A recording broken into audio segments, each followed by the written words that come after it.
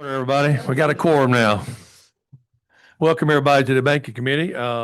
Just to let you all know, there's a young freshman senator right here named Senator Dixon. If anybody sees him, explain to him that the committee starts at 1 o'clock. When y'all meet him, and he's new, this is his first time on banking, and we're going to welcome him here. Some in the other building. He was going to different committee or something. Walk in the other side. I got to pick on him a little bit. You gotta pick on him a little bit. Yeah, that's right. And I'd like to also remind the committee tonight, it's the banking extravaganza at Pure Taqueria. So you guys, everybody's welcome to come down there and enjoy tacos and queso. I guess that's good. So we're going to change the order a little bit today. Just to let you all know quickly, it's not going to be very much change. We're going to start with House Bill 945, but we're going to move Senate Bill 441 to number 2, and then Senate Bill 424 will be the last thing we take up today because we've got some Zoom and we got some other things to deal with. So right now, if we could, I'd like to invite Representative Williamson to the podium, and anybody you'd like to bring to the desk here, and let's do it from the front there. Thank you, Mr. Chairman. Absolutely. Let's say 2 and 1. Yes, sir. And I would like to say, it is always a pleasure to have you here. Well, thank you, Mr. Chairman. I've got with me Amy Patterson, is an attorney for the Georgia Department of Banking and Finance, who's helped work with numerous industries. In fact, all of the regulated financial institutions that the Department of Banking and Finance regulates. She's worked with everybody in the all season, along with the commissioner, Commissioner Bo Fears, to make sure that everybody was in agreement on this bill. It is a housekeeping bill.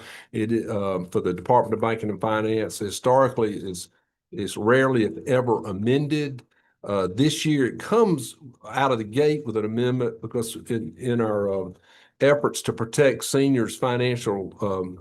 Now, what are we working off, Representative? I'm sorry, I need to get started on that. I apologize. That's right.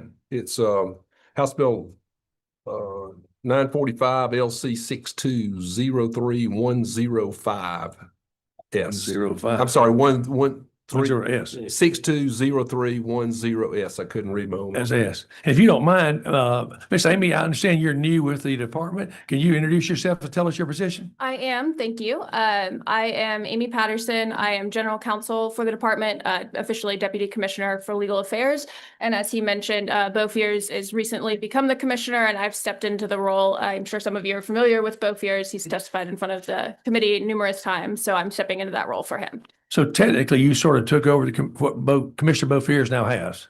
Yes, Here he is saying. yes. Well, we certainly wish Commissioner Fears was here. He's always delighting, and he's very, very, he's one of these kind of people that we put a lot of faith and trust into, and I know you'll enjoy working with him. I do. Thank you. Thank you. Floor is yours. Well, I share with the commission, we have upgraded this year our legislative. I would say so.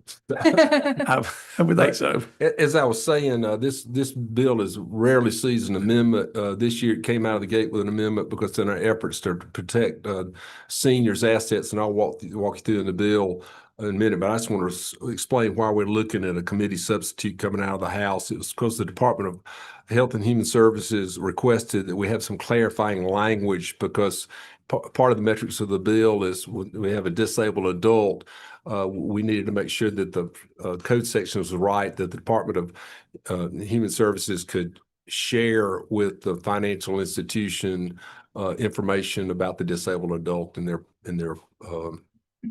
banking, where they were at, is just trying to protect them in case there was any kind of apparent attempt at financial fraud. But sort of beginning from the top, as I mentioned, this does come with a support of all the regulated financial institutions, and this gives everything from our depository institutions to credit unions, our banks, our money transmitters, our Mortgage Bankers Association, on down through actually our litigation financiers. Our new tort reform bill last year added that responsibility to the Georgia Department of Banking and Finance. But sort of referring to my notes now, just like every year, we're making technical and informing updates. Like, for example, we're streamlining merger and notification procedures for financial institutions. We're updating credit report requirements to reflect. I'm sorry, these are sections, and I can take you through line by line or section by section. I'm just your changes, I think. hitting the highlights, and We're clarifying exemptions for federally insured institutions. That's in sections 18 and 21. And we're updating mortgage installment loan and fair lending provisions for consistency. And that's in sections, because it's touching all these different entities. It hits various sections, but that's sections 13 through 16, 18, and 20. But what I'm backing into, importantly, this bill touches on three main important changes.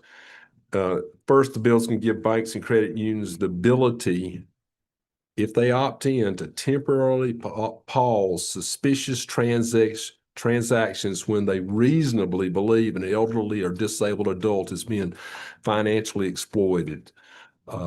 Should this bill go through unamended, these holds are limited in time, require notice, documentation, employee training, so that institutions can act to protect vulnerable Georgians. And I want to explain to you for a second why that's so important. It's important because under current Georgia law, banks and credit unions are very limited in their actions, any kind of actions they can take to prevent customers from access to their money. Because when you go to the bank and you want your money, you want your money. You don't want anybody telling you can't have your money. That's what we're dealing with. And, you know, there's some people that don't like the fact that this thing would even protect senior citizens, that where the bank reasonably believes there's financial fraud occurring because of that fact. That's why this legislation allows a bank to opt in. They do not have to do it. But should they opt in, they would have to provide training protocols. There'll be clear established guidelines as when a hold could be made. And if they have sufficient suspicion that there is financial fraud being perpetrated upon one of their customers, the initial hold can be for up to 15 days while they're trying to get the arms around what is this person being abused. It does not stop any other transactions, such as if they were making a down payment on a car, paying bills, or buying a piece of real estate. Anything that's clear being handled through people that know there's no fraud going on or no financial exploitation going on. None of that is paused. This just pauses when a trained bank employee has strong suspicions that somebody's about to have their money stolen from them. They can't do it right now, but this bill unamended would allow them to do that. So making sure we're on the same sheet now. The Yes, sir. banks has the option to opt in or opt out of this deal. If they opt in, the training kicks in and all members have to go through whatever it is to get that certification. That is correct. Okay. All right. Then the second important change we're making, bear with me one second.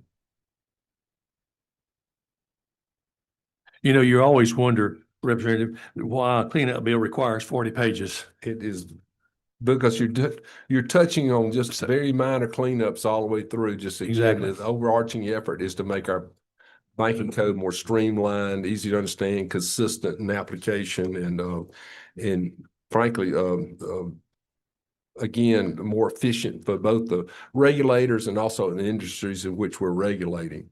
The second thing we're doing is for the very first time, we're putting guardrails around virtual currency kiosks. I call them criminal ATMs, but they're out there all over the place. This is where you can walk up and put cash in a machine and get a cryptocurrency.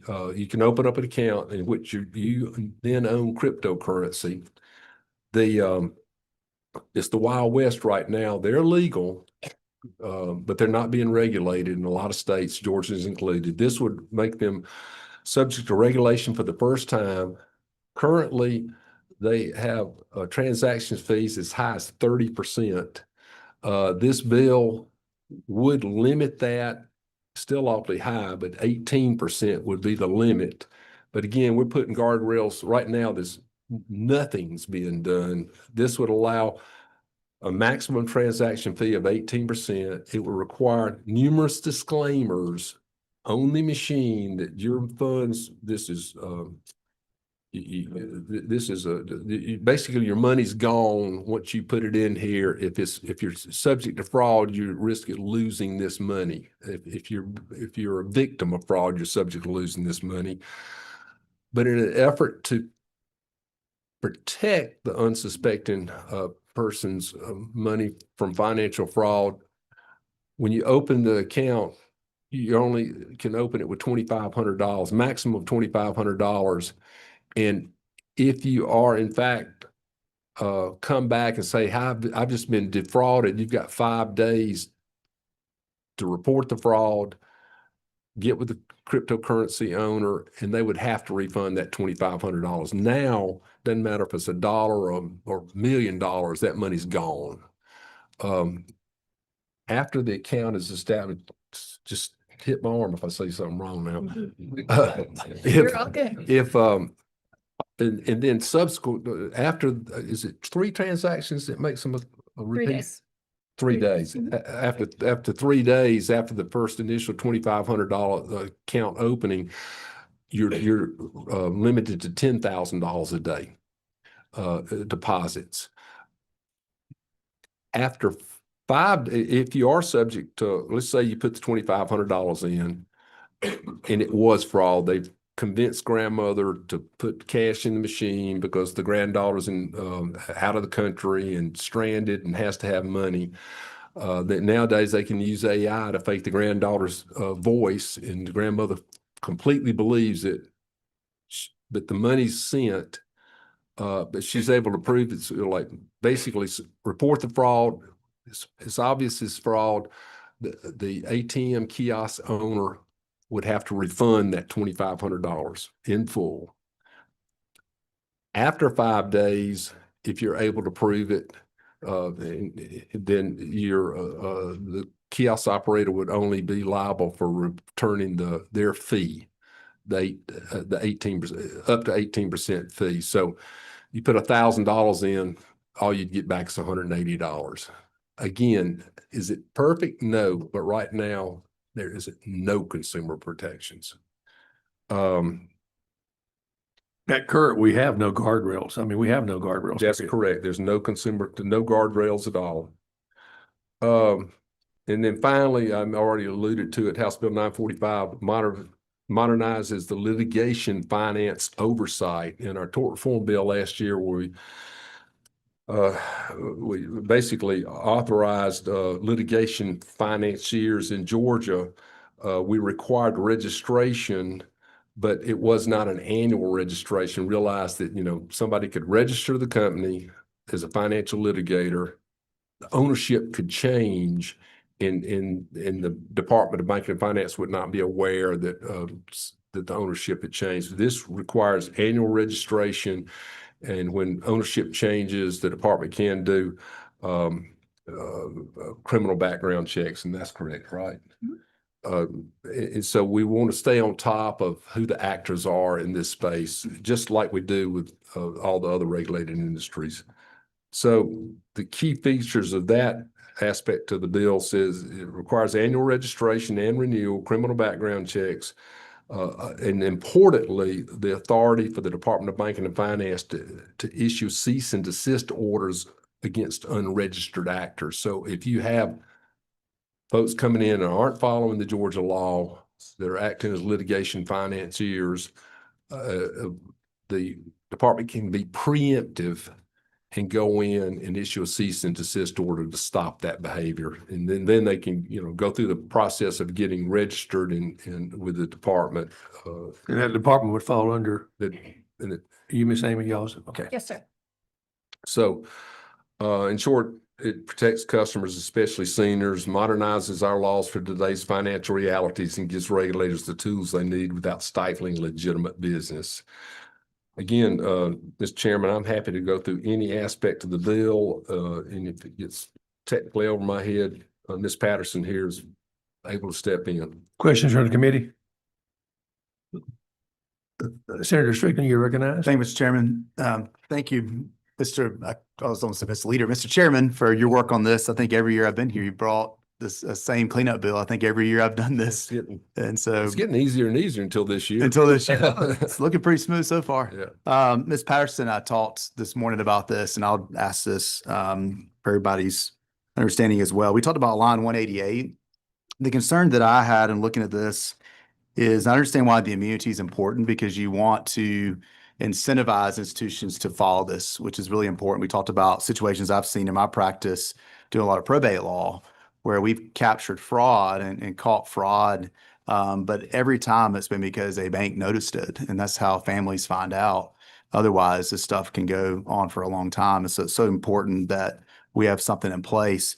My concern with line 188 is the immunity we have, though, would not just, doesn't just provide immunity where there's malicious purpose. It is actual knowledge and malicious purpose. So you'd have someone in an institution, they could have knowledge of fraud, but if you couldn't say they had malicious purpose, they'd still have that same immunity. And the concern I raised to you is for the department standpoint, because this includes administrative immunity. Would the department be able to go after someone that followed this protocol, but just turned a blind eye? An employee had knowledge, but they said, "Oh, I didn't have any malicious intent." Would that make it where the department couldn't use your rulemaking authority to go after someone like that? Not in my view. We will have regulatory authority over this, as well as every other policy and procedure that's in place at banks through our exam process. And we would be able to catch that type of information and look at it and say, they're not following the policies that you've put in place. You've put these policies in place that require them to place a hold, or however the financial institution has their policy structured, if they have reasonable suspicion. So there should be no reason that it comes to the point of an employee having actual knowledge and not placing that hold, unless, to the point is, there is malicious purpose, unless for whatever reason the teller or whoever it is has malicious purpose behind this, in which case that liability would not apply in those situations. So why would it not make more sense for the "and" to be an "or" on line 188, the So- first "and"? Sure. The concern would be that it comes down to what actual knowledge is. The bill requires them to have reasonable suspicion to place this hold. That doesn't mean that they have actual knowledge. It means that they have a reasonable suspicion.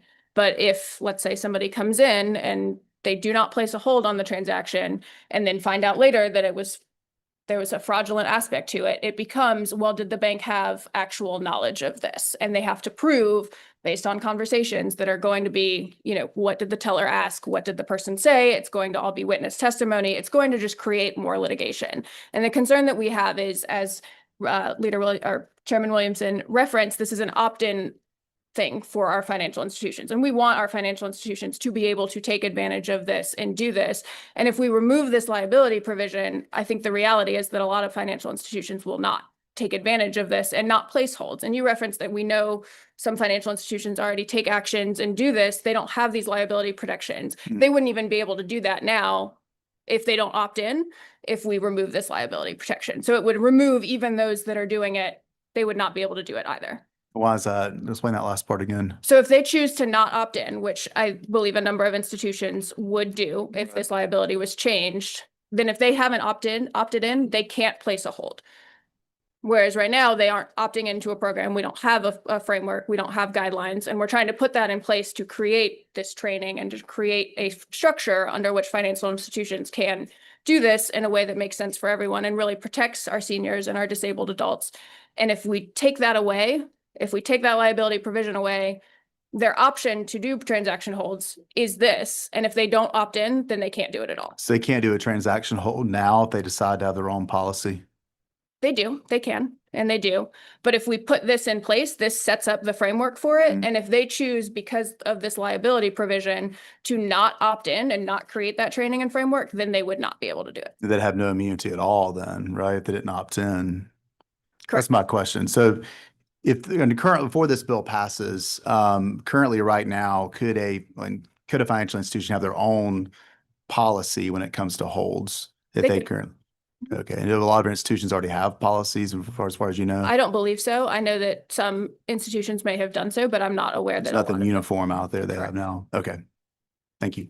Let me, for an answer question, one second. Let me talk non-lawyer for just a second, okay? If you change this to an "or," if I understand what you just said, the bank's position would be they would opt out because it would put liability on the bank. Correct. Is that what I understood you to say? So they could be then sued or whatever it was for not having done it right, correctly, so whatever. Leaving it as is, you're telling me, gives the bank some leeway, as I guess that word is, or some coverage or whatever. Yes, it gives them protection from liability. So it gives them a groundwork for if there is an issue and they get sued, well, they can rely on this liability protection to defend that suit. Representative Williams, did y'all discuss this when y'all were doing that? Oh, did this same thing come up there? No, sir, it did not, but let's stick with the non-lawyer language because I'm right there with you, Yeah. Mr. Chairman. So line 187, 188, the way I interpret this, and I'll ask Ms. Patterson to confirm whether or not my logic is. You're on right. what now? I'm line 187 and 188, All right. the lines that the Senator Strickland's pointing to. Basically, as I see this, the bank's going to have immunity unless you got a bad employee. And a bad employee, the bank's going to be responsible for the actions of a bad employee. And a bad employee would be somebody that might be doing the insider, the actual knowledge. This is the teller that knows this customers might be a little bit addle, might be a good right possible victim of fraud, and get somebody to tee them up for stealing the money. Well, that's a bad employee. They got actual knowledge and it's malicious purpose. They want that money. But getting back to the Ms. Patterson's point, absent this malicious purpose, which is stealing the money, I can't think of an example, and Senator Strickland, I'll defer to, if you can give me an example, how could a financial employee have actual knowledge of fraud if all we're dealing with is suspicions of fraud? Then I open my remarks by saying, when we go to the bank, I guarantee when my wife goes to the bank, she wants her money. And it doesn't matter what the teller thinks she might be using that money for. She's going to want her $200 to go do with it what she wants to. Or in some cases, I heard this week that a lady got defrauded of $25,000 through one of these crypto machines. And one of our House members can give you the particulars on that. That happened this week. But I can't think of an example where a teller would have actual knowledge of fraud when the request for money is coming to he or she for the first time. I can't come up with even a stretch of an example. Well, and to build off that, Chairman Williamson, I think the rest of that is, I can't think of a reason where if they do have actual knowledge, or even if they have reasonable suspicion, why they wouldn't place this hold unless they're acting with malicious purpose. This is supposed to be a tool for our banks to be able to utilize to protect their customers, to protect their members, and to really rely on that relationship banking and provide an additional tool. We know that financial fraud is a problem. We know that elder abuse is a problem on the financial exploitation side. If a financial institution has actual knowledge, or even if they have reasonable suspicion and they've opted into this program, there's no reason for them not to do that under how this is drafted. Quick comment. Well, wait a minute. You want to make one? Let him go. Senator Strickland, go ahead. And that's why we talked this morning. I want to make sure the department in particular, I'm not thinking about the lawsuit side, which you should be in the bill, obviously, it includes civil and criminal liability. I'm looking at the administrative side though, too. I want to make sure the department is comfortable in making sure that you look at all extremes when you pass bills, that we don't have a situation where someone has actual knowledge, they turn a blind eye, almost like a negligence type situation where you couldn't step in the department and do your job to oversee that. And, I don't want to mess the bill up, and I don't want to cause issues, make this bill about something it's not, but I want the department to make sure that they're comfortable and that and if we're going to leave this language like it is, that you have the oversight you need so we don't have to come back down the road and fix this. And that's something I just want to flag for the record. Yes, and we are comfortable with it. Thank you. And for the record, Representative Williams, your wife might want your money also. Don't go down that road. I just want to put that out there. So, and Yes, sir. Chairman Williams, thank you. First, I want to thank you for the virtual currency kiosk issue. I think that's someone that needs to be addressed because that's becoming broader and broader in its use and acceptance, and without any guardrails at all. That just makes good sense. I was going to ask about the third party financing, which came a part of the issue with tort reform last year. Is there any connection with the insurance commissioner and the banking of these institutes that have registered from that standpoint for financing insurance claims? Is there any connection between that and the banking industry and the insurance commissioner? Does he have y'all have any ability to swap information? Because if you listen to some of the stuff that's going on, the financing of third party claims is it's a big business as far as that portion.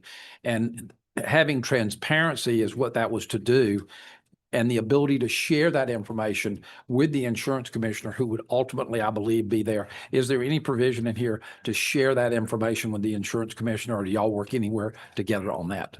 There is not, and that has not come to our attention at this point. As drafted, the bill just requires them to register with us. It does require disclosure. And then I know there are provisions about what must be disclosed through a lawsuit, which is not directly under the department's purview, but it is a part of that same bill. But there is not, the department has not had a conversation with them. Okay, just wondered. Thank you so It's much. not shutting down that industry. It's just making sure we know who is in that Who is that industry. industry, And right. importantly, it eliminates any foreign influence Yeah. in civil cases. It restricts foreign ownership of litigation financiers. It was in the tort reform Right.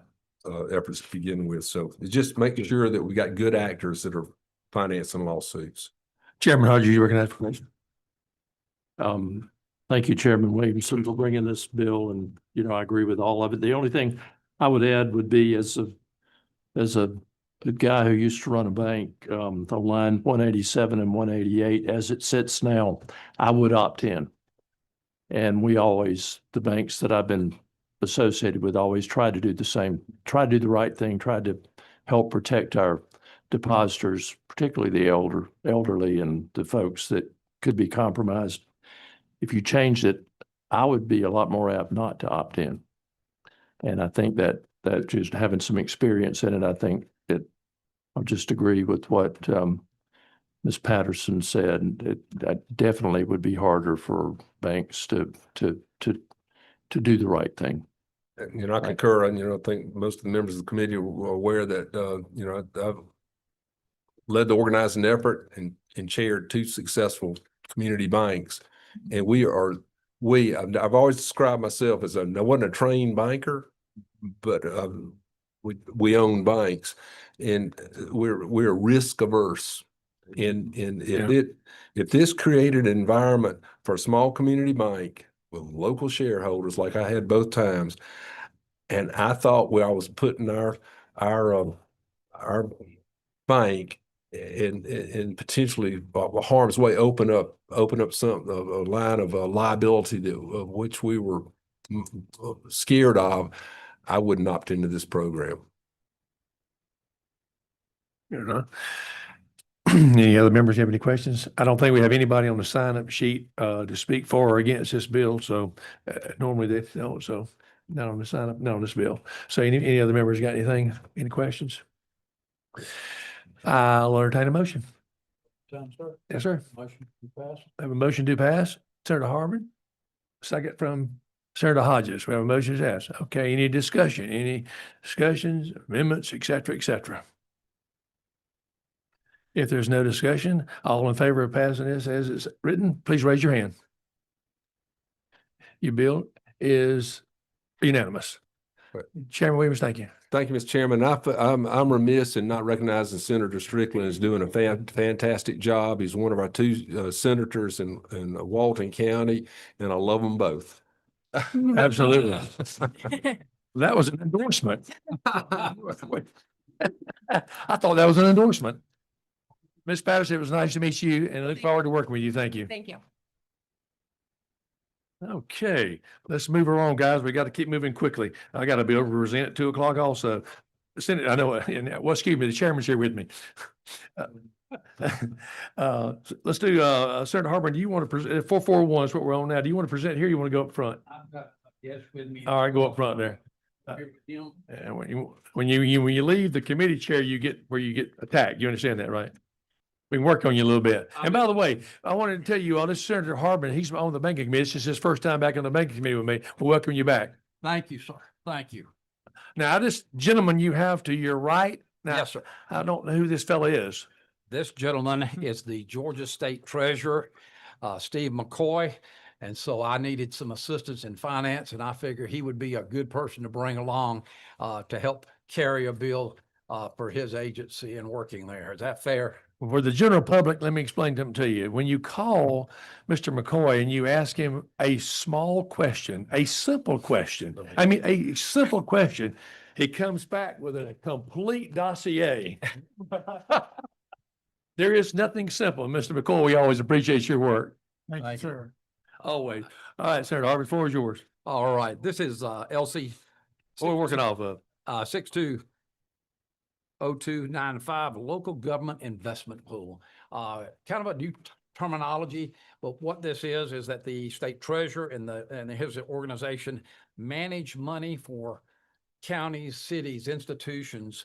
They have an entire team that manages billions of dollars. $72 billion across our state for institutions that are there. And they have a team of professionals that look at that. And what this is to do. Does everybody have this? Y'all got what? Okay. Okay, all right. Everybody, excuse me, I'm sorry. Okay. And the purpose is to give state oversight over the creation of new local government investment tools. There's one that's in existence now, but there can be others that are there. And what it does, it protects the finance of the state for the institution. It provides a level of state oversight in the creation of new LGIPs. It prevents fraud. It creates a backup to identify malign actors before they have a chance to act. Localities don't have the resources that the state has. So a local county or city just doesn't have the resources that are available to the state to be able to look at the risk, look at what's being presented. It keeps our communities from getting defrauded. And this legislation will give the state the ability to analyze the nature of LGIPs for high-risk investments and to ensure stable growth. The finances of the state and our local communities are interconnected in many ways. For instance, in 2007, the Securities and Exchange Commission seized control of the state of Florida's finances because of a false rumor that one of their GILPs contained subprime bonds. This legislation would help prevent that by giving the state oversight in the creation of these funds. It also prevents fraudsters from taking advantage of these municipalities by giving their proposals in addition to reviewing the funds that can be created. The state has professional resources that small localities do not have, and this safeguards the interest of the taxpayers by helping to ensure that our taxes are not being invested without professional oversight. And so what this is doing is it says that if there is a GLIP that's there, it would be under the supervision of our treasurer and his department. Did I miss anything, sir? No, sir. Treasurer McCoy, you're the only one signed for this bill, and we certainly appreciate it. Please, Thank you. All a right. couple of minutes. Thank you, Senator Harbin. Yes, and the local government investment pool, and it's a little bit of a misnomer in that it's really an investment pool for the state and local Put it government. back a little For closer. the state and local governments, is it? And it was is comprised of actually one trust with multiple investment pools that manages both the state's general fund, state agency funds, college and university funds, and local government funds that are voluntarily sent to the state for investment purposes. That these entities do keep their funds, their primary liquidity in banks. We do not, solicit for those funds, but the excess funds that they want to have invested, they still want daily liquidity and safeguards and a market rate of return. So it was created about 45 years ago by the legislature, and the legislature wanted to both safeguard public funds and provide liquidity, but in a way that the local governments could benefit from the expertise with the state. And so what the legislature did was they established a trust, and it allows co-investing state funds with local funds to safeguard them and provide liquidity and market rates of return. It's now grown over the years, as I mentioned, to now we manage about $80 billion in our office, but 72 billion are in the local government investment pool trust. It has over 550 local government participants in it, over 1,400 accounts. It's growing every month. That all the offerings are AAA rated, and have been since 1995, when Georgia was one of the first 2 states in the country to request a rating just as a safeguard. And now other states have followed suit since then. That the trust, it was very visionary by the legislature. It allows multiple pools. Over time, the needs will change by local governments and the state, and it can create additional pools to meet additional needs and investment opportunities. So currently we have 4 pools. Over time, it may add 5 or 6, or we could close down some. And again, the State Depository Board governs this. It was set up where the State Depository Board is overseeing all the state banking. We have to approve all the state's banking and also the investment of all short-term funds. It's chaired by the governor. It includes the banking commissioner, the OPB director, the revenue commissioner, the state accounting officer, the GDOT commissioner, and myself as treasurer. And I administer the pool. We do have significant resources to do that. We have an audit done by the state auditor every year. That is a very, very, very intense audit. We've had no audit findings or management comments since the first audit was done. It's fully transparent. We publish all the holdings on the internet, and we publish an annual financial report.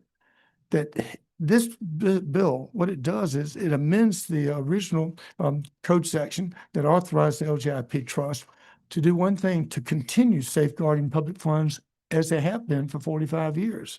Is that the concern is, and we've seen this the last few years, there'll be bills often come up from the House trying to establish other local government investment pools that have no oversight. They're not chartered. They have no governance, no oversight by the state or any other regulatory body.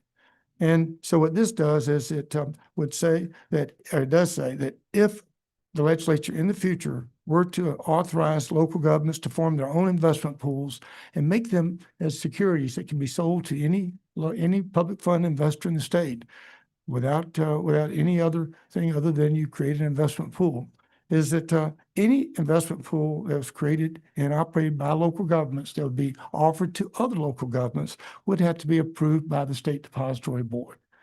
And that means that the State Depository Board would make sure that they had the same stringent criteria for oversight and safeguarding public funds as the state practices on its own pools.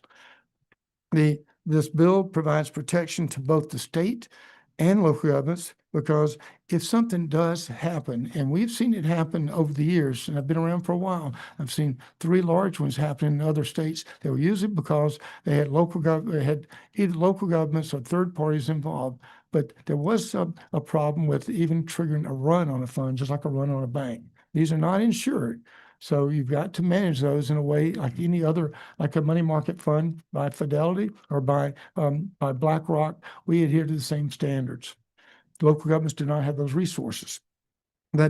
So the bill protects existing pools from the elevated risk posed by unregulated pools, and in essence, it places guardrails around any investment pools that are created to be marketed to other local governments, commissions, authorities, schools.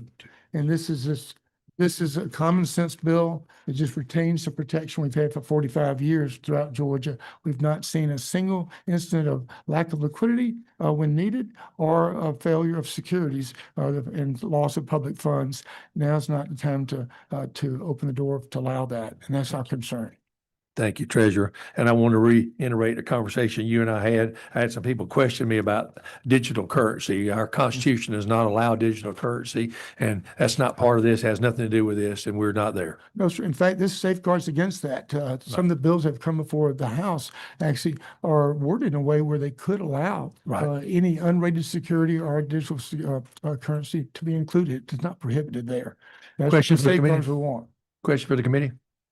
5. Hey. Chairman Hodges. Thank you, Treasurer.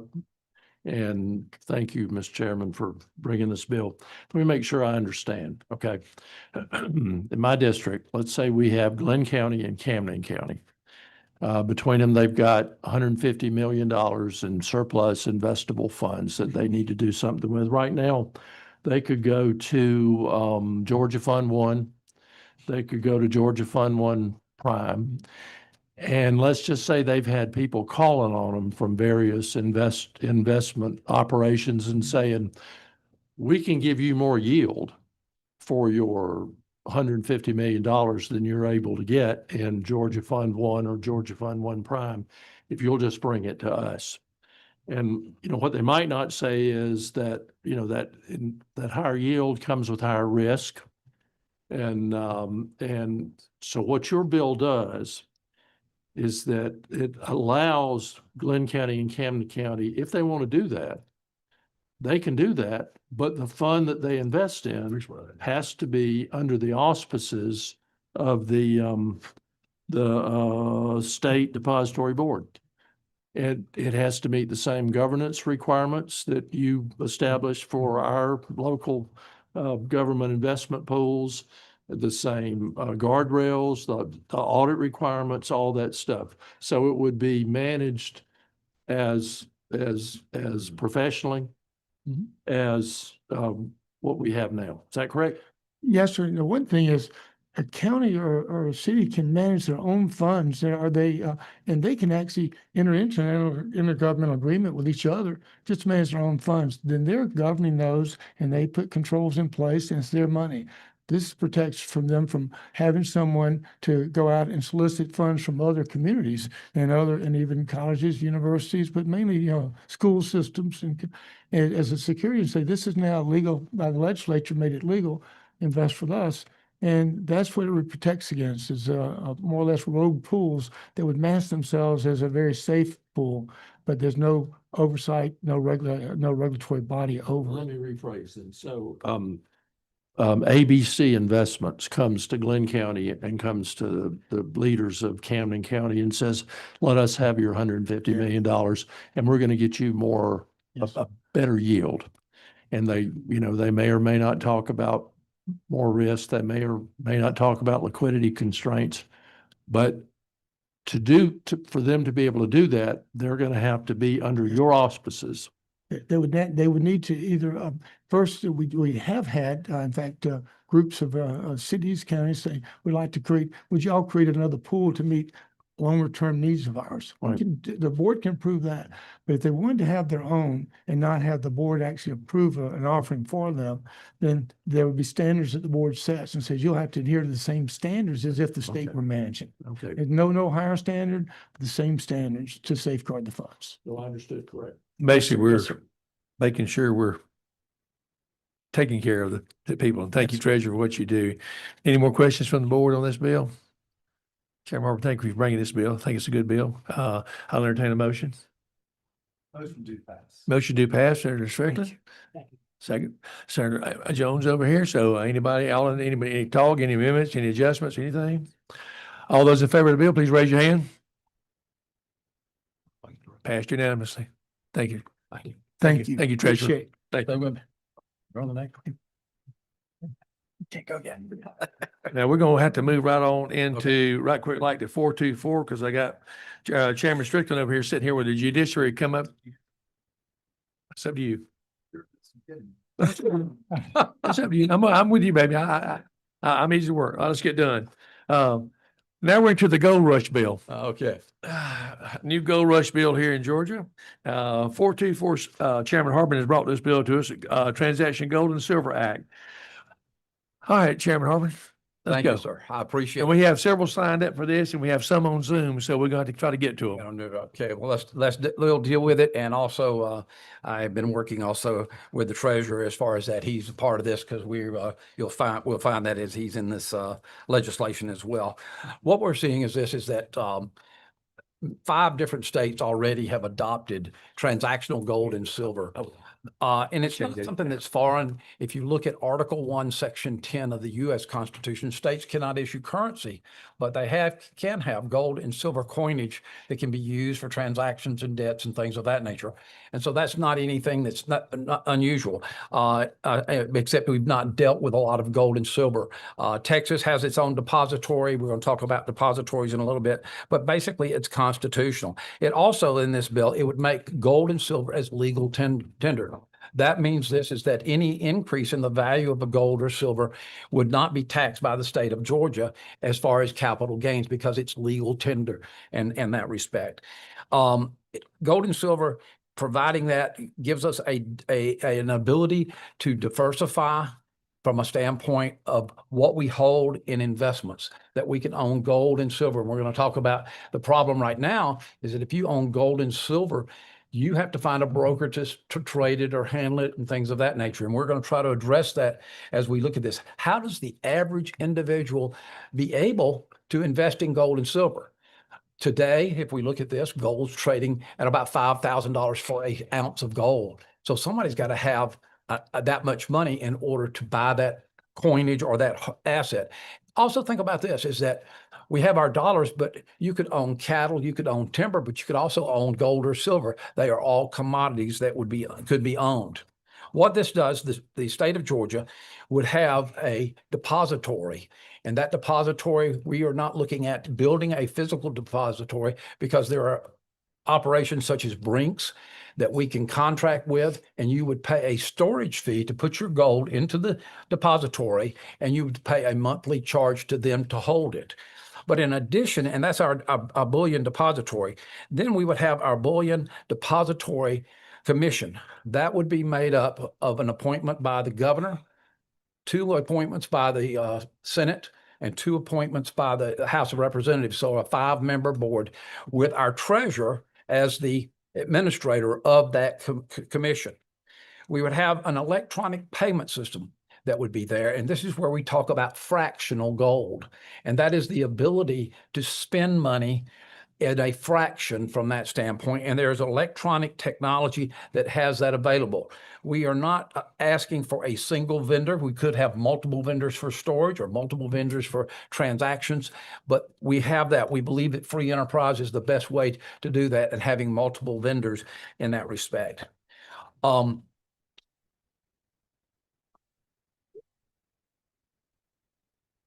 The commission, we just talked about the makeup, members, things of that nature. And here's the other part you'll also find by the Georgia Department of Audit and Accounts in your file folder, is that there would be no cost to the state in setting this up. What would happen is you would put through the fees that you pay for storage and the fees that you would pay for transaction, it would all be self-funded from a standpoint of that nature. The only part we would have is we would have a commission that would oversee the accountability to the depository and the accountability of the electronic transfers.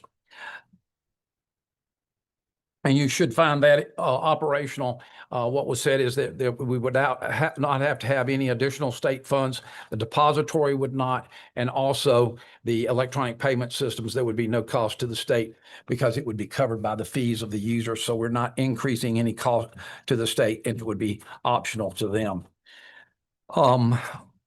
We talked about you can have more than one depository or electronic system that would take place that are there.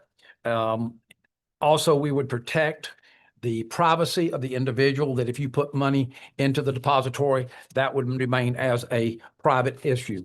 That we would also require that insurance be provided to cover those assets at the depositories in which they're stored.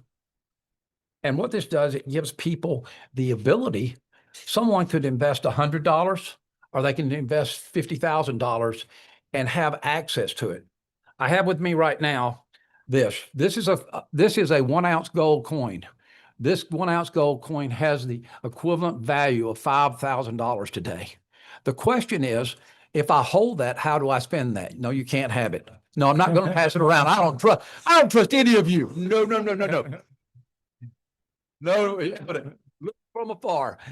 But is how do I spend it? I have to go to a coin broker or somebody who could broker this for me, where if this is in the depository and we have these electronic, I could do this. And I hate to tell you this, I went by Chick-fil-A today and I got these new Chick-fil-A cups. There's a gold cup, but it's not available yet. I wanted to get the gold cup, but I couldn't get the gold cup because here's what happens. I have a debit card right now, and Glint is out of London, England. The gold is stored in Switzerland and insured by Lloyd's of London. I have an account with them, and I can take my card and swipe it, and I can buy my Chick-fil-A. My favorite is a frosted coffee with a shot of chocolate in it, extra thick. I have to tell you that you ought to try it. Thank you for sharing that. And a gold cup, from my standpoint. And what they do on my app on my phone is I have the transaction that's there. So I have a debit card on my gold account. That gives me the ability to hold an asset, but also gives me the ability to transact business with it. And I think that's a phenomenal way to go. If you look at the value of gold long term over the last 10 years, it's run close with the S&P 500, but it's an asset that doesn't go away. It might also add it's a tier 1 asset for banks. Banks hold gold because of its stability to hold value. And what I believe is bringing this is economic freedom, because not too many people can afford to buy the whole coin, but they can put a small amount in there and have the ability to save that and use that and spend that. That access is what I see is a major, major part to being able to get after your investments as far as that. And the ability to fractionally do this, in my opinion, is just an outstanding way to do that. And I've gone over this with the treasurer. He may have some comments on this, but I said, would you handle the admin on this? He says, I think I can do that. If he can handle billions, I think he can handle this. No, But, let's, before we get Treasurer Holmes, We don't want to get him. Okay. let me understand this a My minute. pocket first. You're the first senator I've ever known trying to buy a vote. I mean, that was pretty good with five. No. I was showing you I wasn't buying. I'm sorry, I misunderstood. I'm sorry. Your bill was looking pretty good, but we'll talk now. Let me understand this. How do we keep the state of Georgia out of this bill? I mean, I don't want the state of Georgia. No, I don't think anybody wants the state of Georgia having to regulate, set up a committee, pay anybody, deal with anybody. I know our fiscal note said it would cost nothing.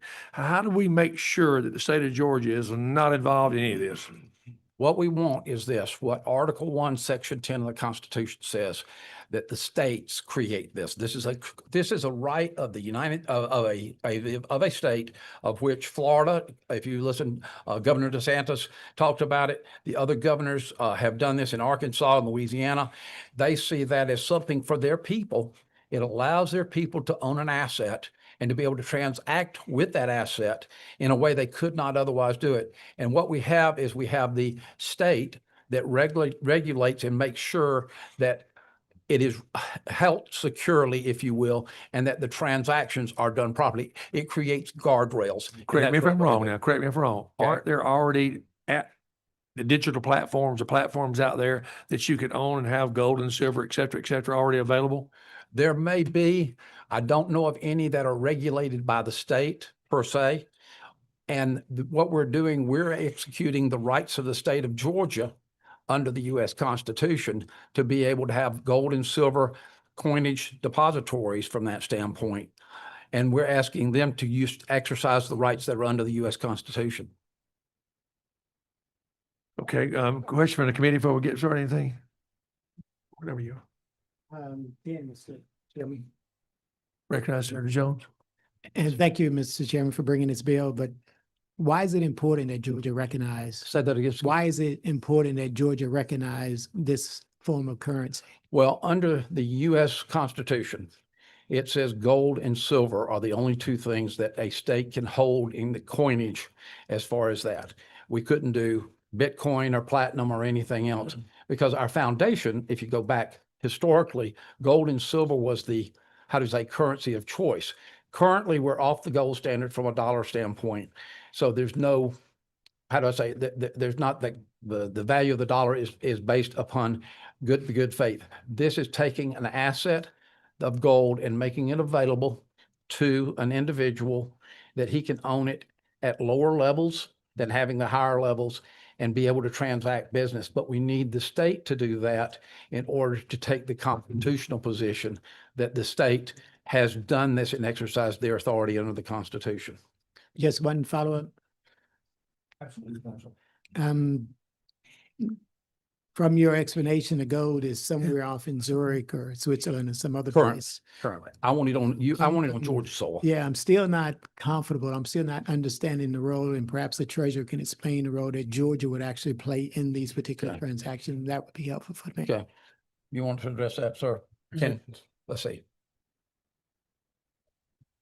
Mr. sorry. Chairman, We're trying to, we have several, Senator Strickland's got a judiciary. I think Senator Hodges has got to be in there with him. So here's what we're going to do. We got a lot of people signed up to talk about this bill. We're going to make this a hearing only today.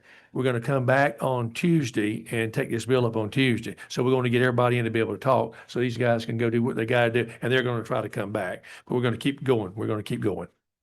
So we're Okay. fine. We're going. Can he was going to answer. I'm sorry, go ahead. Senator Jones. All right, I'm had sorry, a Senator Jones, go question. ahead. Could I- All right. So the Okay. question again? The question is, considering that these assets are held somewhere away from the state of Georgia, wherever it is out there, and it's all backed by those assets, what role would Georgia play, and why would Georgia need to be, I hate to use this term, but an intermediary in these particular transactions? Excellent question. And I'm not an expert on this. We're not in this business at this point, but as I understand it is, yes, when Senator Harbin used his card to purchase Chick-fil-A, he'll either have a capital gain or a loss on every transaction. Is that if it's actually designated, I'm presuming it's as legal tender for Georgia, then it would not be taxed. It'd be like you're using cash or any other form of currency. So with that, it doesn't have to be housed in Georgia, but it has to be designated, if I'm understanding it Yes. correctly. Is it so? And so there's no assurance that Georgia would ever have a depository here. As the fiscal note said, we would explore to see whether there are other ways that other states that are already in this business. Could we contract with them? Could we, are there other vendors that would pay the cost to actually set up and operate? There are a lot of banks with extra vault space, and so it may be that there's a bank of banks that could be held, but it could be we contract with other states. The one thing that we did that this brought to mind was the ABLE program. We run the cost savings plan, which is very successful. When the ABLE program, which is a smaller one for disabled individuals, it was going to have very low volume. When the legislature passed that, they assigned it to us. We reached out and explored other states that were in that business already. And we ended up contracting with Ohio to offer that service to Georgia citizens, and just essentially labeled it for Georgia. We'll look at other states to see what they're doing, and is there something that would meet all the board's requirements for that, and explore that, because we would not have any funds that we could commit, as far as actually building anything or operating anything ourselves. So, but I think if it is designated legal tender here, as far as I'm understanding, so is that then someone could transact without every time they do, they'd have a gain or a loss, and then get a statement and then have to file for the taxes. Georgia could potentially tax these transactions. But unless if this isn't, I guess you are. Yeah, this declares it as legal tender, so Georgia would not, if we adopt this bill, would say that gold and silver are legal tender, and there would not be a tax on the capital gains. So it doesn't matter where it's stored, it's whether or not how it's structured for that purpose, is my understanding, but I'm not an expert. In page 3, line 43 is that bullion depository means an entity that provides vault facilities within the United States for the storage of gold, silver bullion, provides accounts that hold gold and silver bullion, and allows account holders to buy, sell, save, or spend gold and silver. And so that's the definition that's being used for that depository. And like I said, we have one already in Texas that's operational. Other states are looking at the ability to, in lieu of building an actual physical facility, is to use a third party like a Brinks or somebody like that to hold it and to insure it and to hold that physical asset. And then we would have the electronic side, which is the ability to transact. They're just like today, you can buy fractional shares of stocks, things of that nature. You can have debit cards tied to stock accounts, if you will. This is doing just gold and silver, trying to line up with the Constitution and using the Constitution as our state rights for that. One final, Yeah, sure. and that's the part that concerns me. Because gold is a lot more volatile than some of the other assets the state may be holding. And how would you get around that concern in the Constitution about holding assets that have this kind of volatility that gold may have? There has been, I would say, volatility more over the last, if you look at the last year, we've seen more upturn, if you will, from that standpoint. But over a longer period of time, if you look at it against the S&P 500, gold has maintained. It's also a tier one asset, but for banks. Banks hold gold not for the return, but for the stability that it provides to their portfolio. And so that's the part that I would say is that gold has a value. Yes, it can go up or down, but it's the ability to have it. I don't want to keep it in my house, in my basement, if you will. I have a safe place to put it, and I would like to put it within the state of Georgia or somewhere within the state of Georgia. Because if I wanted it, I could go there and I could actually take my gold if I wanted to take it on Georgia soil. Okay, let's, Senator Hodges, right quickly, and we got several people want to talk, so Senator Hodges, recognize. I've got a number of questions, but I can just ask a couple. Okay, We're going to get to ask questions Tuesday. absolutely. Okay, all right. What will you be, if we pass this bill, the legislature, what will you be able to do that you can't do right now? I mean, you can own gold right now. Correct. You have a card in your pocket that you use to buy that Chick-fil-A drink.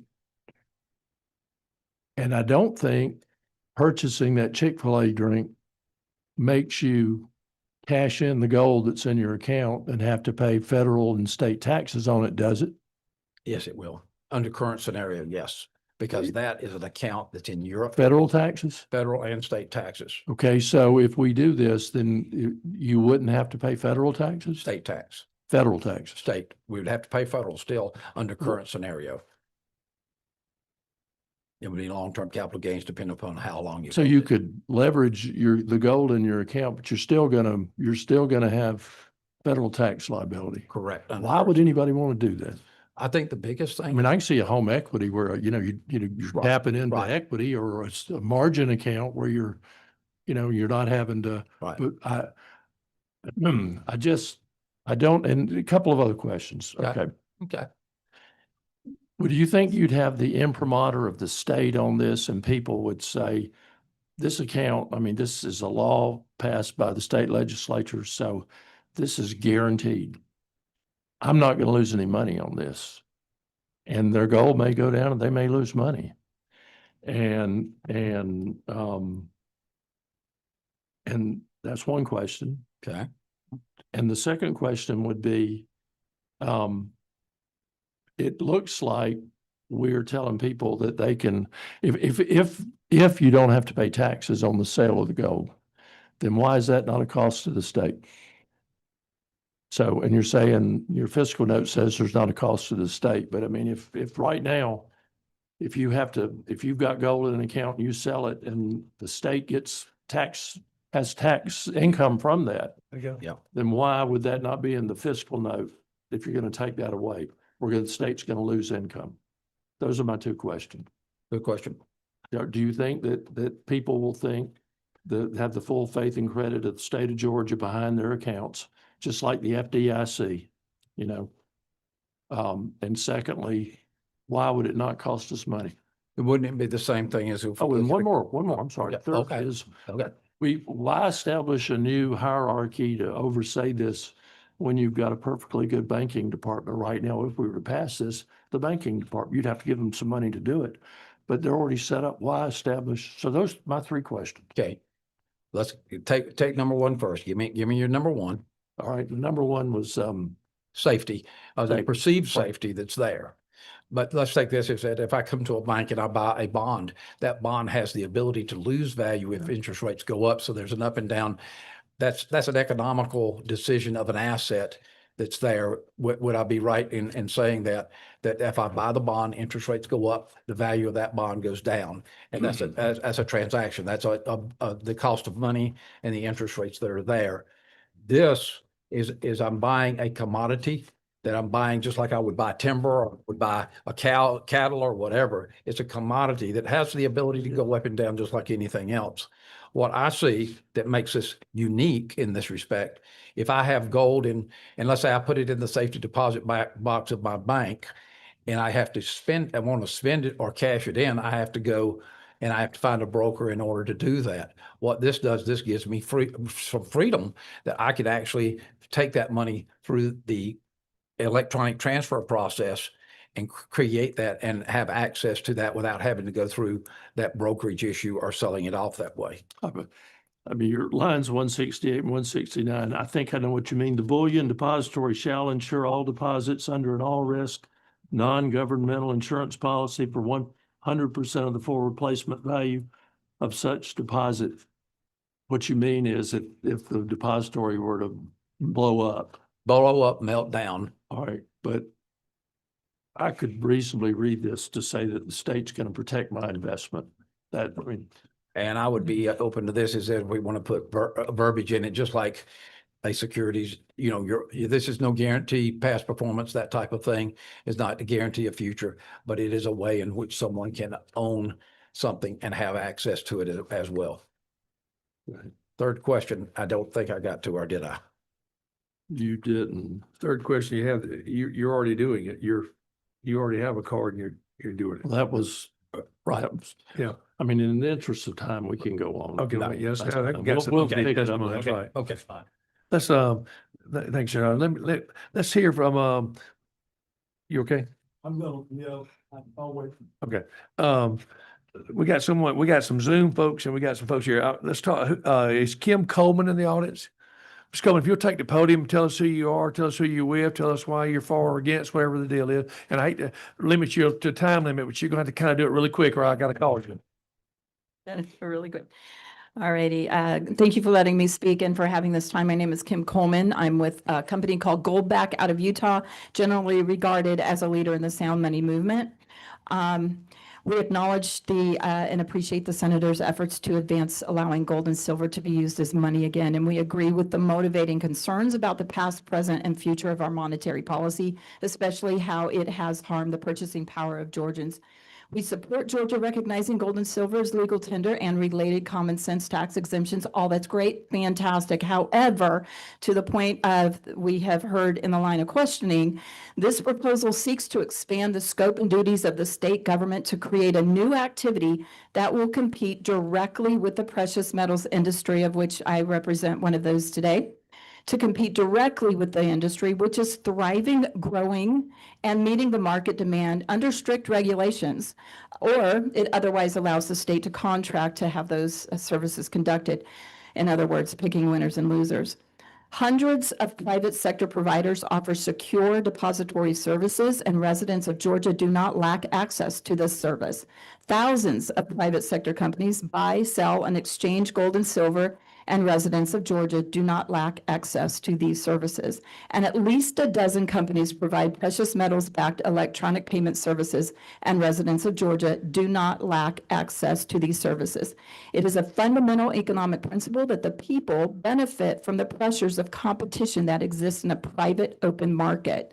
We oppose the state of Georgia entering the financial services arena and the precious metals retail market, whether conducted internally or through contractors, especially when there is no compelling state interest to do so, nor is there a public demand for it. Proponents have expressed that the citizens of Georgia and the state receive these benefits predicated upon the state being the custodian of private property. Please think about that. This would mark an unprecedented shift from government, state government being a regulator and overseer of financial services to becoming a participant in it. And when government becomes a participant in financial markets, it inevitably distorts them. Centralizing digital legal tender transactions at the state level is concerning, regardless of line 38 directing the state not to view it so. While this scheme and its variants have been proposed in a number of states this biennium, overwhelmingly, most states have failed on the premise that this is simply an unnecessary anti-free market expansion of government, and we ask that you oppose this bill. Thank you so much. Thank you, ma'am. That was very, very well put together. J.P. Cortez, am I saying that right? Please take the podium. Now you've got to top what she just did, okay? I'll try my best. Oh, yeah, yeah.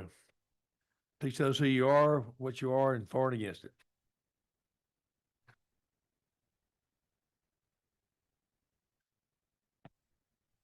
Hello, committee. Thank you very much for the opportunity to testify before you today. My name is JP Cortez, and I'm the executive director of the Sound Money Defense League. We're a national public policy group with supporters in every state, including Georgia. I will say very briefly, it's very exciting for me to be here. I am a product of W.J. Cooper Elementary, J.P. McConnell Middle, and I'm a proud Grayson Ram. It's very exciting to have worked on legislation like this all over the country and finally get to do it here in Georgia. Unfortunately, I'm here to say that I stand in strong opposition of this Senate bill. The reason for that is because this bill runs counter to sound money principles, free market competition, and is generally a step in the wrong direction as it pertains to these policies. The basic mechanisms contemplated by this bill are already legal. As was shown, the card was pulled out, you can already swipe it. And to the extent that the tech exists, that's great. If someone wants to swipe their card and pay a transaction fee to the vendor and then pay a federal capital gains 28% collectible rate and then pay a state income tax, by all means, they should be able to do that. But that doesn't mean that the state has to become entangled or intertwined in this act that is already legal and taking place every day. On top of that, there's very little demand for people to spend gold. Part of that is economic law. Gresham's law says as long as there's bad money in circulation, there is no need to spend your good money. Why would I want to spend gold so long as vendors and tax authorities are willing to accept devaluing paper notes? There's no reason for anyone to spend gold. Proponents of this bill are also making very strange and dishonest claims in some cases that have to do with both taking and taxation. Proponents of this bill, I'm glad the question was asked directly, and I'm glad the sponsor answered correctly, that state passing these laws have absolutely no impact on IRS taxability of assets. But other proponents around the country are arguing that states passing this make it so that it's now exempt from federal taxes, which is obviously untrue. On top of that, they're also saying that the depository part is anyone who endorses or uses this now state-blessed depository will be exempt or protected from federal confiscation. And if not, you're at the risk of having your things confiscated by the federal government. These are marketing tactics used by the worst actors in our industry, and there's no reason that the state should be party to that. Utah's governor vetoed a similar bill of this in 2025, on top of earlier this week, Utah voting to kill this bill, joining South Dakota and Mississippi just in the last 2 weeks as states that have voted no on this bill.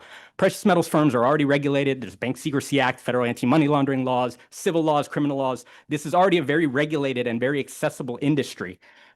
Gold owners don't want this. The reason people buy gold is because they distrust the government. Asking them then to join or to become entangled with a government program that centralizes all of gold is not, gold people don't actually want that. On top of that, lastly, states are saying that they don't know what this will cost. Respectfully, and I don't mean to impugn the motive of any good senator or any good sponsors who are making good points about the fact that this is a very legitimate problem. De-dollarization, inflation, the dollar being harmed or attacked across the world. All of that is those are all very legitimate concerns. But the answer to that is not staging a partial takeover of an industry that is already thriving and regulated. So for that and many other reasons, I stand in strong opposition to Senate Bill 424, and I'm available for any questions. Thank you very much. Thank you, sir. Thanks, sir. How, Brian Allen? I wave. You waving? How you doing? You don't have to. You're welcome to get up there and go for it. Okay, we got some Zoom folks here. I need to get them in. Elizabeth, how do we get these folks in here? Are you guys on Joseph Cohen's, Ben Stevens together? Are you guys there? Can you hear us? Jackson, you got him, baby? Yeah, there. Cohen's, you there? Mr. Cohen's, you got to speak up. He's waving. Yeah, sorry, yes, Jason Cousins, I'm here, yeah. Please be as brief as possible and tell us who you are, who you with. Hi, yes, my name is Jason Cousins. I'm the founder and the CEO of GlintPay. We're the first company in the world to enable physical gold to be used in electronic payments. And as most people have said, yes, the existing technology is prevalent across the United States. We've had nearly 250 million people register with Glint, and we've got about 60-odd thousand people using Glint accounts every single month. We have about $500 million of gold on the platform, and we're the first company to supply US state treasury. So the question has been, well, why does the state need to get involved? Well, I think there's two reasons. Number one, in 1933, President Roosevelt signed Executive Order 6102 forbidding the hoarding of gold coins and bullion. And so federal government has got a track record of being able to interfere with people's ability to be able to protect themselves from the destructive effects of inflation. And by the state authorizing, using their constitutional rights to authorize a gold and silver transaction, electronic transaction gold platform, it surely must give some protection against future federal interference. And the second thing, which of course has come up before, is that if you're fortunate to have a capital gain, which people are more often than not, with gold, because the dollar has been losing its purchasing power. In my lifetime, it's lost nearly 85% of its purchasing power. Since COVID, it's lost 20 to 25% of its purchasing power, which is a terrible thing for economic justice. It really affects those furthest away from the money supply, the least well off. They're the ones that get affected by this more than anybody else. But if you're fortunate to have capital gains tax, and of course at the moment you have to use one of the capital gains tax reports with Glint and pay your capital gains tax. But of course, this bill, as I understand it, stops the state being able to charge what I think and what a lot of people think is an immoral tax on just because people's purchasing power is being maintained. And it doesn't, of course. It does not, and I don't think anybody is saying that it will stop federal, the IRS charging capital gains tax, but it does lay the path. As an authorized currency of the United States of America, albeit state ordained, as Florida and Texas and Arkansas and Missouri and Louisiana, and I know 14 other states are looking to do this, as an authorized currency of the United States of America, albeit state ordained, under the constitutional rights that they have, because the founding fathers could see the tendency and the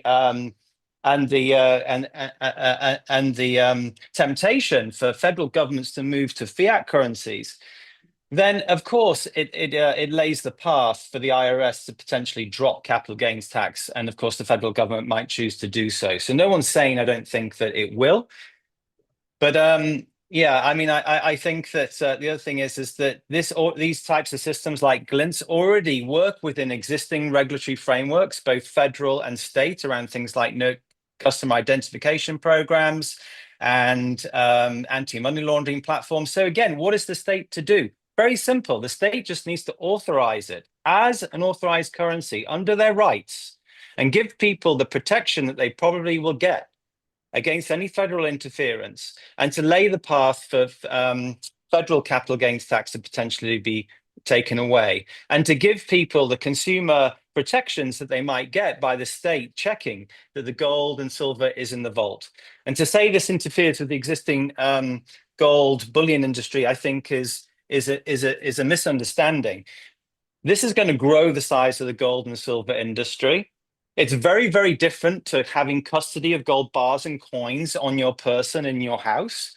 Those things cannot be used in payments. We're talking about a gold payment system, one that could put Georgia at the heart of a growing gold and silver, digital gold and silver payment system ecosystem that the whole state could benefit from: individuals, businesses, banks, and of course precious metals dealers, as we're talking to many of them who are working with us in partnership rather than going against it. What state are you in, sir? Where are you now? Sorry, our company is has customers in every state in the United States of America. Okay. Your position is are you already doing this in Georgia with individuals now? Yes, we are. Okay. All right. Gotcha. Thank you for your testimony. I've got to move. I appreciate it. John Yaros. Jack, can you? Hey, you hear me okay? You hear me Did okay? It's you? Yes. Yes, John. Please tell us where you calling from and tell us who you are. Yeah, so good afternoon, Mr. Chair and members of the committee. My name is John Yaros. I'm calling in from Idaho, and I'm the president of Verfin Solutions, a financial technology consulting company. I've previously served in various senior government positions, including leading the terrorism and nuclear proliferation team at the U.S. Treasury Department's Financial Crimes Enforcement Network, leading investigations for the U.S. Senate Homeland Security Committee, and recently serving as the Securities Bureau Chief for the state of Idaho. And I'm here today to strongly oppose Senate Bill 424.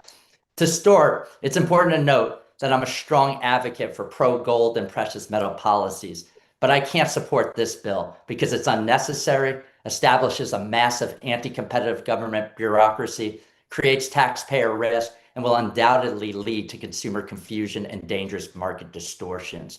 This bill seeks to create a large, complex, government-run public-private partnership where the state of Georgia would establish and oversee a bullion depository operation and either approve or operate an electronic payment system based upon gold and silver. It would also create a bureaucratic and potentially costly bullion depository commission to oversee this operation. And I hate to say it, but we all know when the government gets involved where it doesn't belong, there's always hidden cost, and that would be the case here. This would unnecessarily really take the state out of its traditional role as a regulator and make it a participant in private sector and financial activity where the state would be directly competing against private sector entities and choosing winners and losers. This would really significantly distort free and fair competition in the private sector, while also negatively expanding government reach over the well-designed regulatory and compliance mechanisms that already exist in the banking and precious metal sectors, all for the benefit of a small handful of favored vendors. Essentially, the state would become central to gold and silver custody, payments, and vendor authorization, and would leave taxpayers on the hook for operating expenses and if something fails. I think we can all say this as well. When there are losses and something goes wrong, taxpayer liability really does get overridden overall. Furthermore, when we take a look at it, it makes no sense to pass a bill that would cause harmful government intervention and pose significant risk to honest, hardworking taxpayers when the public can already, A, legally buy, sell, hold, and transact gold through numerous private platforms that are already operating with proper legal and consumer protections. B, we know that the industry already provides trusted precious metal storage at scale for banks, investors, and individuals nationally. Things as we've talked about, right? Brinks, Loomis, and many others. And C, nobody is denying legal services or access to these types of financial products and activities. They already exist. So since all the necessary components for transactional gold already exist and are successfully functioning, there's no need for the government to intervene here. Worse yet, I'll tell you this as a former oversight official, I fear this legislation will cause tremendous consumer confusion, as many people may believe that they are covered by well-tested banking consumer protections and FDIC insurance, when in fact they aren't, because this looks and feels like banking, but as we all know here, it isn't. Furthermore, as an expert in illicit finance and scams throughout my career, I also get concerned when I hear advertising claims that either seek to strike fear into consumers or make unrealistic promises. Fear and incentives, in my experience, are what untrustworthy actors use to create profitability for themselves at the expense of their victims. Unfortunately, I've seen advertisements for this proposal that do both. First, they highlight that this legislation has the ability to pave the way for preferential gold and silver tax treatment, even though the IRS has said nothing of the sort. Secondly, advertisements emphasize that a convoluted state-run structure is needed to build trust, which is really an odd claim considering the private sector has been successfully operating and building trust with its customers throughout all these years without the need of any government intervention. And lastly, advertisements attempt to strike fear into individuals by highlighting that if a government-run operation is not established, the government is more likely to confiscate an individual's gold and silver. If anything, the threat of confiscation, or taking as they like to say, is all the more reason not to have the government involved in private gold and silver custody and financial transactions. So in the end, everything in this bill claims to fix and do already exists and is successfully running. There's no need to build a convoluted state structure that will expose taxpayers to unnecessary costs and risk, create consumer confusion, and lead to a situation where the state is picking winners and losers at the expense of the private sector, which will ensure market distortions. So with that, I'd like to ask Mr. Chair and members of the committee to reject Senate Bill 424 and vote no, and I will stand by for any committee questions. Thank you so much for your time. Appreciate it. Thank you, Mr. John. I wish we had time for questions. Thank you. I need to go to Lori Bolton. Is that right, Jackson? Lori Bolton, please, right quick. Yes, I'm right here.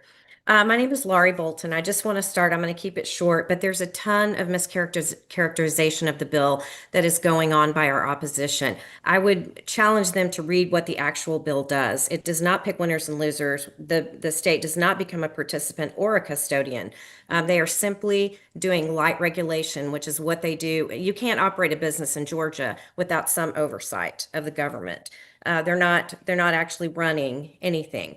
The fear-based things that you're hearing are actually coming from the gold industry. I'm here today to strongly urge you to vote yes on Senate Bill 424. It's a smart constitutional step to protect Georgia families from inflation and restore real financial freedom. There is an affordability crisis. Georgia families are hurting. The federal debt is exploding. The dollar is losing its purchasing power, and everyday Georgians need practical tools to preserve what they've earned. The gold industry wants to be able to allow institutions and the wealthy, the investor class, to be able to hedge against inflation. Well, we want to make sure that there's a way for the working poor and the middle class to do so. This bill does not. What this bill does is it reaffirms gold and silver as legal tender under Article 1, Section 10. It removes state taxes, including capital gains on exchanges. It enforces gold class contracts and allows voluntary physical or electronic transactions, all without mandates, government takeovers, or new burdens. Just really quick, too. I know that you're receiving emails or automated robo campaigns opposing the bill, claiming regulatory nightmares, or arguing that this needs to stay purely private without any limited government facilitation. These messages are misleading and come from a specific source. I want to clarify who is really behind them. These campaigns originate from the Sound Money Defense League, which presents itself as an independent grassroots group. In reality, it operates as a policy arm primarily funded by and tightly partnered with Money Metals Exchange, an out-of-state, Idaho-based precious metals dealer and depository vendor that directly competes in this market.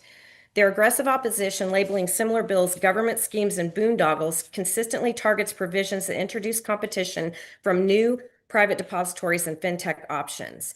They maintain a Sound Money Index scorecard by state that heavily weights getting rid of taxes as their primary goal, helping them sell more gold and bullion. They may claim gold as money to boost sales, but they actively work to stop gold from being used as real functional money because it doesn't fit their current business model for selling and storing bullion for the wealthy and the institutions. Many others in the gold industry are leading the way to take advantage of this new business opportunity. Their fear-based letters and claims to legislators in other states have been repeatedly debunked by real-world successes. States like Utah, Texas, Florida, recognizing gold and silver as legal tender with debit-like usability starting in 2026. Arkansas, Louisiana, and Missouri have all advanced similar approaches without the harms they predict. 15 states are currently filing this bill. It has already passed successfully out of committee in many, and we're very optimistic about full passage in the majority of these states. Treasurers, the ones tasked with implementing this, are supportive, and many have already started discussions about interoperability between states. Theirs isn't a principled defense of sound money. It's a transparent protectionism from an out-of-state vendor guarding its market share against broader innovation that would give average Georgians more choices and better tools to fight inflation. It's limited government legislation at its finest, honoring the Constitution, empowering families to hedge against inflation affordably, removes punitive taxes, and puts Georgians, not special interests from Idaho, first. I respectfully request the committee to reject these self-interested distortions, look at the bill's actual text and proven track record, and vote yes on SB 424. Thank you. Ms. Bolton, where are you at? Where in the world are you at this point? What state are you I'm in? sorry. I'm in Tennessee, and I'm the policy director for the Transactional Gold Project. Thank you, Ms. Bolton, for your testimony. Thank you. Last person here, looks like to me, Jackson. Is that Mike Card? Is that right? Mike Yes. Card. Mike, I hate to rush you, buddy, but you got to rush. Go. All right. Let me try and answer some questions as specific as I can. Let me tell you who you're from, et cetera. Yeah, my name is Mike Carter. I'm part of the National Security Investment Consultant Institute. We are a solution to action tank that looks at geopolitical threats, and we work towards real solutions that protect America's national security and economic freedom, or economic infrastructure. This movement is a movement. It's a movement of the consumer. It's a movement of your constituents that say they want to have a hedge against inflation. This is about affordability. When we opened up this committee hearing today, you guys talked about guide rails. How do we make sure the consumer is not taken advantage of? How do we make sure that there's a limited government role to protect the senior citizens and so forth that are out there doing this?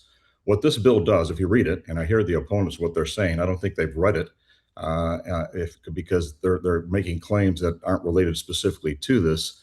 But it provides the limited government that our founders put in the Constitution. Our founders said states have the right to make gold and silver legal tender. They didn't say private businesses have the right to do that. And if you're going to make gold and silver a legal tender, if you're going to make it functional currency, there needs to be some guidelines. There needs to be some rules. There needs to be some oversight to make sure trusting citizens that think they're doing the right thing with their hard-earned money aren't taken advantage of. There's been private companies out there in this business, some with transactional cards, that have literally taken people's money. They said, silver and gold, you're going to buy it, you're going to have it. This is what it's about. This is not a state partnership. This is the state putting the guide rails in place so we can make gold functional currency again. So that if I go to, let's say I want to go spend it at Chick-fil-A, where Senator Hartman had that cup there, they would have the option. They could take gold or they could take currency. Right now, the apps converts the gold to currency and pays them on spot at that time. But they might say, you know what, I'd see advantages to having gold as well. I'm going to go ahead and take your gold. This is where the state needs to get involved with this. Make sure the guide rails are there. Make sure players are overseen in a limited government way, and set up the financial raise for competition. What you're hearing from the Sound Money Defense League, which is AKA Money Metals, which I would guess John from Idaho, who also made a lot of false claims not related to the bill, is they don't want any competition. What we want is we want free market rails so that competition come in. They can make this so that anybody can participate. This is about economic justice. If I want to be able to buy gold today and I want to buy a 1 ounce coin like Marty had there, it's $5,000. Well, if I'm a hardworking Georgian, I can't afford to buy a $5,000 coin. I want to be able to buy $5 of gold a month, $50 of gold a month, $100 of gold a month. But if my card breaks down and I got to get to work, I want to know that I can easily spend that and transact with it. This is what you guys are enabling with this bill. I strongly support this bill. I will tell you, in Texas, we saw 1.7 million people vote to say they want this ability to make gold and silver transactional. We're seeing a movement across America. That's why you have these bills in all these states. I'm seeing press releases from Money Metals and the Sound Money Defense League, which are completely distorting the truth out there. And we're seeing robo letters coming in saying this is a government boondoggle and so forth. But it's not based on fact. If you read those letters, you can see they're manipulating. And if I got that as a Georgian, I'd be very concerned and say, oh, I can't have this. But spend some time, look at what the bill says, make sure the guide rails are there. And I will tell you that as you get rid of the friction, as you make it easy to spend, and there is oversight to that, this Gresham's law that JP Cortez talked about, it goes away. People do want the ability to spend that if they need to. This is an opportunity as a hedge against inflation. It's a stable store of value. This is, again, a movement happening across the country. I'll even say that this group, Money Metals and Sound Money Defense League, they talk about governor's veto and so forth. In Idaho, a bill that they were backing and supporting, the Idaho statesman said that the government, part of the reason they did this was over fiduciary and political concerns of what they were trying to manipulate.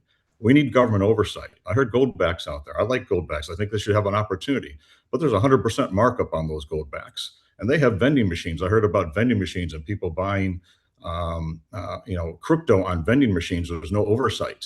I've seen some vending machines pop out there. It says, hey, it's 99.5% pure gold. But it doesn't say that it's only 1/10,000th of an ounce. It's not clear that I'm paying 100% markup on something like that. This is where we need the rails of Georgia, the limited government role you have to make sure that as gold and silver is legal tender, it is functional currency.